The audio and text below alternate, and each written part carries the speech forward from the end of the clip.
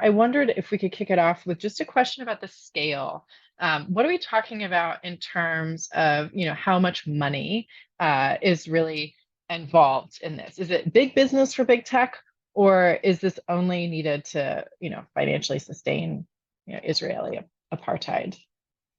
It's a great question. So, I spoke about Project Nimbus before, which is valued at $1.2 billion, and that's just one possible software package. Now, if you keep in mind the amount of hardware that has also been supporting the ongoing situation, if you keep in mind the flow of various pieces of software that have just been, loosely talked about in the media, but the full extent of which we will never truly know. And if you keep in mind that this is actually an exercise in creating sort of stock inflation to some extent, right? Like we have to remember that these software companies in particular aren't just selling high valued products now. They are doing that, of course. But the other thing that's happening here is that software packages that haven't been tried and tested before are being tried and tested in this context. You're getting to effectively say, in 2, 3, 4, 5 years from now, we have this incredible piece of AI defense tool, as it were, that runs on a large language model, which we've tested in a defense context. At the time, we gave it away for pennies. But we now know it's combat tested, and it's been tested on Palestinian bodies. It's been tested in the context of enabling security in Israel. And we know that it's effective. Why is it effective? Because it's good at targeting, even though these technologies, of course, are not. And that's kind of the hypocrisy of this whole narrative.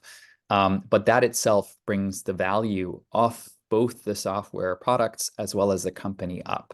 And we've seen this model be replicated time and time again. We've seen it with Clearview. We've seen it with Palantir. These products are sold or given away at a relatively low cost during times of crisis, only for the prices and the value of the company to inflate over time. So it's not just pennies. It's not just, a small amount for this particular context. And indeed, if it was a product that was sold at a small amount, I would say that I would be highly suspicious of what will happen with that product in the next few years. Right. We have some awesome questions. I think you should be able to see them, Matt. I'm going to just pick a few and read them out. But I wanted to also pause here just to do just a slight check-in. We'll do Q&A. We'll continue to record. Thanks so much for the folks who've submitted their questions. I wanted to also remind everybody that we will be doing these every week for the next 4 weeks. So you mentioned Marwa Patafta. She's going to be speaking next week. So folks, definitely make sure you register for that one and come back. I'm going to dump links to the Stop the Wall Instagram and the Stop the Wall Twitter account, so you can make sure to follow up on that. So there's a good question in here about the role of AI in facial recognition and how it interacts with the gospel. Can you talk a little bit more about that for folks? Yeah, so it's actually, and Shir, I see the question is from you. Nice to see you here. I am conscious that there's a lot that we don't know about the gospel, and I don't want to impart a sense of knowledge where there isn't, right? So I think it's really, really important to understand that the gospel is a type of technology that most likely is being used, but that the objectives of the gospel, as far as targeting is concerned and efficiency on that front, actually don't at all reflect in what you're seeing on the ground in Gaza, right? So it's another one of those technologies in which the fact that you used it itself is used to legitimize clearly disproportional and unlawful attacks. With that said, if we imagine a system, a hypothetical system such as the gospel system, which sought to indeed target people using facial recognition at a distance, what we know about facial recognition systems is that they're incredibly faulty, right? We know that time and time again, they have exhibited a clear tendency towards identifying false positives. That is a mismatch between the individual that they're searching for and the individual that's being immediately targeted. What we also know is that where they do, in fact, turn out to be accurate, they're often used in compounding basically existing biases behind those who are operating the tools. So from examples that we've seen both in law enforcement as well as in sort of warfare contexts, we see that facial recognition systems aren't just being used sort of like only indiscriminately, right, by virtue of like whoever happens to walk in front of it. They're being targeted by people, individuals, behaviors, against people, individuals, and behaviors that are being observed by either the operator or the person who sat on the other side of seeing the results as somehow suspicious and deviant. And so the ways in which we might think of this interacting with tools like Gospel is under the pretense of effectively identifying targets that have been determined as somehow suspicious or deviant or warranted of attack. But we can't, A, be sure that that list in the first place in any way is legitimate. In fact, we have to hold that it's not to begin with. And B, the usage of facial recognition technology in the first place to try and identify people in a context in which airstrikes that have been happening en masse, killing 30,000 people without any regard to international law or basic human rights principles, does not in some way like tech wash and enable that genocide, as it were, right? Because the tendency in this field is to say because technology was used to do the identification work, that somehow renders it more targeted and that somehow gives a technical bypass. But sorry, this doesn't fully answer how it interacts with the gospel, but that's mainly because we really don't have a clear, detailed overview of definitively what kinds of systems and what kinds of facial recognition systems, if so, that the gospel interacts with. What we do have is reports of facial recognition tools being used at different passages in order to create more efficient passage of Palestinians within Gaza to safe zones, but ultimately having the opposite effect, right? We're seeing people slow down. We're seeing people get stuck. We're seeing people get pulled out of crowds without any due reason. We're seeing folks not get to safety in time, and we're seeing people being misled to places that aren't in fact safe. Great. I wanted to, I think the specifics are really helpful just to get everyone's minds wrapped around exactly what this looks like. So we have a few different questions that are talking about specific things. So one is a couple actually around Amazon and AWS. If you could get really specific about the details of that, and then also Project Nimbus, maybe. And then, you know, how that's connected to the gospel. It seems like a useful, and you can see how these questions are worded in the Q&A, but it seems like a useful progression to take those two together.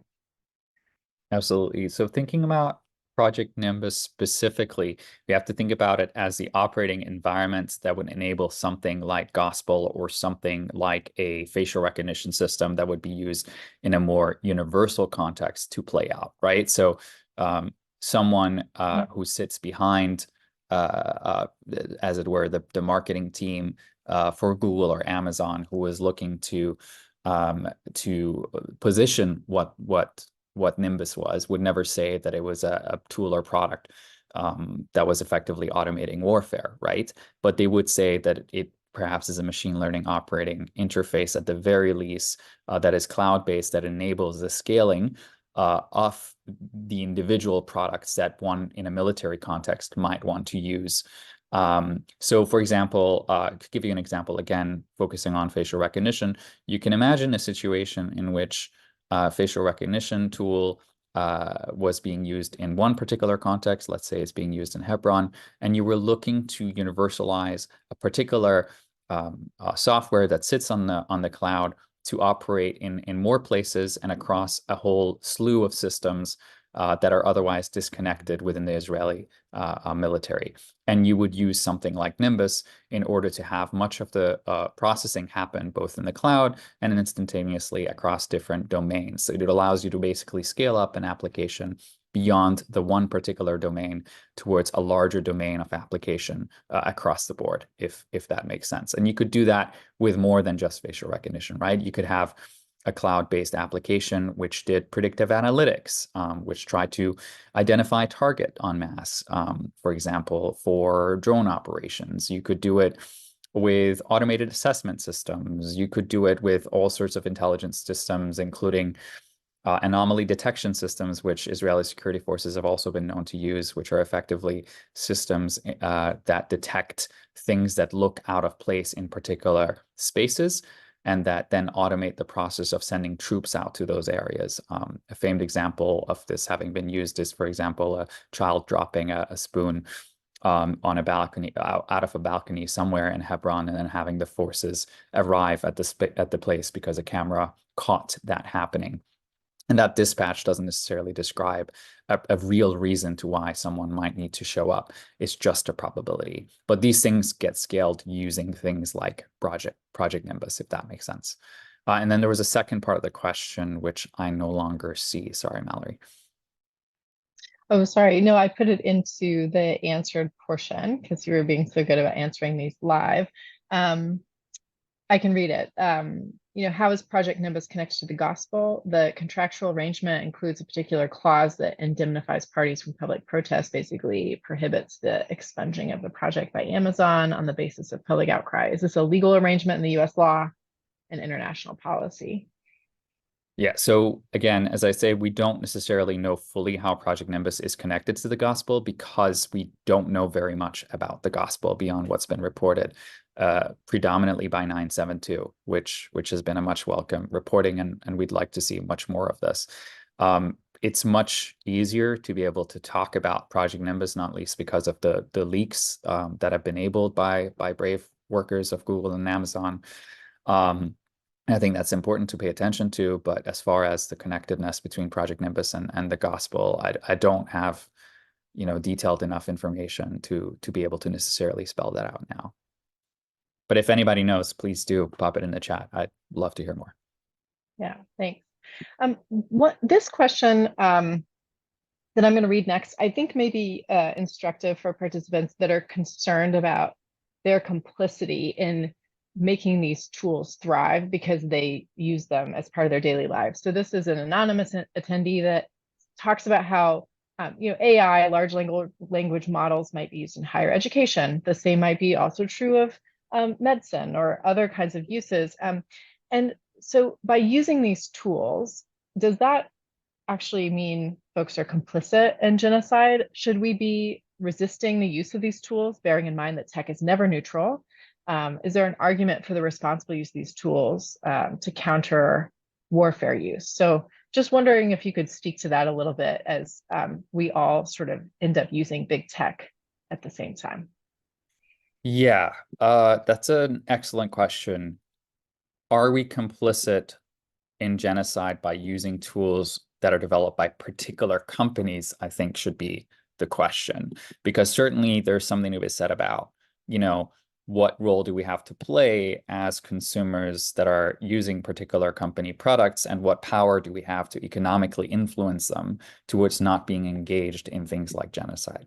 In terms of, are we complicit through the usage of LLMs, which we know can be used in a number of different contexts? I think that question requires a slightly more, a slightly deeper dive, and I'm happy to try and keep this as succinct as possible. Basically, some of the main risks that we see in LLMs are the same risks that we've seen across AI for the last 10 to 20 years. They rely on centralizing knowledge and serving this knowledge often without attribution, and as we know, with hallucination. We know that LLMs are contingent on often the theft of our information and our creative outputs online without compensation. We know that they rely on an erosion of intellectual property. We know that they're supercharging disinformation warfare by enabling the theft, creation, and perpetuation of our likeness and of deepfakes. And we know that the normalizing persistent surveillance that modern technologies such as large language model-based AI systems are eroding the sort of space for human autonomy, and in many ways turning us into mechanical cogs in their likeness, for lack of a better expression. So what does this have to do with genocide, and what does this have to do with Palestine? Well, if you start looking at the ways in which a lot of these models are trained to begin with, you start to see that, well, if they're based on information that's available on the internet, and indeed also the ways in which that information is hierarchized and prioritized, you see that the asymmetries that we observe in the discourse online in various different spaces are also reflected in the ways that LLMs, for example, serve up information to us. There is another incredible article on 972 that specifically takes us to task by looking at, generative art, and it looks at, can you generate art pictures of cats in various different attire in the context of Palestine that would acknowledge different cultural artifacts as well as different social realities in Palestine.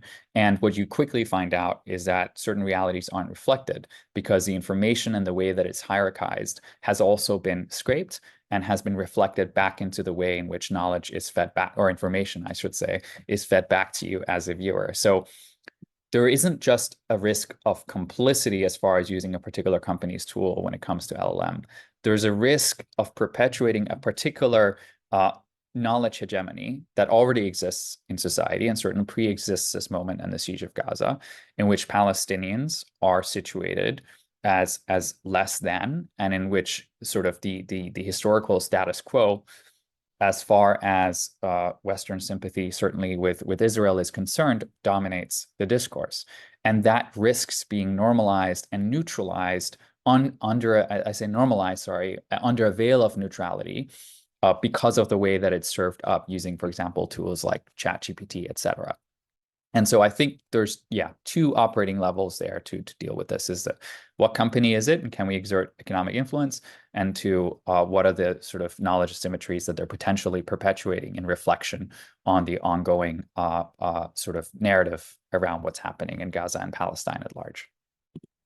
Yeah, and thanks for that. And just to flip it maybe to something a little bit more positive or an opportunity, because I know a lot of folks are joining this webinar who come from tech, right? Where they're working for companies, they have skills in technology. I wonder, and this is actually extends a question in the Q&A right now. What are some ways that we can be not neutral, but on the side of Palestine in technology? Where does it make sense or make an impact to be pro-Palestinian engineers, for example? Do you have thoughts for folks who want to make a difference? I think, some of the things that we've seen come out of the tech organizing as of late, not just, it doesn't have to be at the level of whistleblowing, though that is, of course, always incredibly helpful and brave. But what we've also seen is, conversations at a much more intimate and trusted level together with some individuals that work in, for example, human rights spaces or in journalistic spaces that are able to take leading information and take it as leads that enable investigations that wouldn't otherwise exist, right? A lot of the information that we have on the gospel, which as I say, isn't much, as well as what we've been able to uncover around Nimbus and what we're learning on a daily basis about the systems that are being used in Gaza, are the product of tech workers coming forward and talking to journalists and talking to human rights organizations, et cetera. What we're also seeing is a lot of sort of resistance work, which I think as a pro-Palestinian tech worker as well, you can always engage in. Obviously, people are differently privileged to perform that level of resistance, and I think that's important to acknowledge. But we have tech worker unions, of course, and we have tech worker coalitions and more informal coalitions that are forming, that are actively calling out their companies' complicity, calling in sometimes as well, working, at a perhaps less seen level, in which they're challenging managers of their potential contracting behaviors and activities, which I think is also really important. And what we've also seen is tech workers showing up to spaces like this, as well as to spaces in which the conditions and situation of Palestinians and the sharper edge of how AI is being used against them in particular are being discussed, and in which information about that and information that they are able to share, for example, in those fora as well, about how these systems work, are also able to fuel a better understanding amongst us on how we can possibly tackle these tools. I mean, there are also ways in which people can, of course, use and mobilize their labor and their hands outside of tech work specifically. That's not to say that there isn't a huge impact there, right? Like refusing to work and blockading your office and talking to your manager and whistleblowing, et cetera. All of these things matter. But there's something to be said about as well about the kind of activities that one can engage with outside of that context, because blockading in your personal capacity, participating in protest, going to the offices of your local representative, all of those things also matter enormously. And so I just want to also point that out for folks who are out there that don't feel that they are in a position to valorize their tech worker identity specifically towards work in this space, but that are finding that they can do so in a personal capacity. And I say this again in my individual capacity as an independent researcher and just as a human being, that of course the one thing that we've seen in this time of crisis work extensively and most effectively has been, engaging in boycotts and engaging in blockades of particular offices. We've seen how the brave union workers in India stop particular shipments of weaponry, right? Those things matter hugely. And we've seen a number of high value labels also see a huge cost to their bottom line, which is what we should be seeing more of, hopefully, as a means towards reaching some form of impact in this particular situation. So yeah, there's a lot of power to draw on there. Some of it is workers' power, and some of it is your own capacity as an individual human being. That's awesome. And I think it's a really hopeful note actually to end on for today. I do see there are some additional questions in the Q&A, but one of the interesting ones actually talks a little bit about social media. And since we have Marwa coming next week, I know she'll want to talk about that. And so we encourage folks to join on the 14th to talk with Marwa. We have Sheer coming then the week after on the 21st. But Matt, let's just thank you so much and really just appreciate all of the knowledge you've shared and the way that you shared it, I think, in a really accessible way that's just bringing more people into the conversation, which is what we want. So with that, I think I will close. Just to remind everybody that this has been recorded and we will share at least a portion of it on social media. So you should definitely make sure you're following Stop the Wall on Instagram, Twitter, YouTube, and joining our mailing list for more information. Thank you so much, Matt. You're also on social, so folks should be following you and your extensive work on these topics. And we hope to see you all next week at our next webinar. Thanks so much, everyone. Take care. Bye.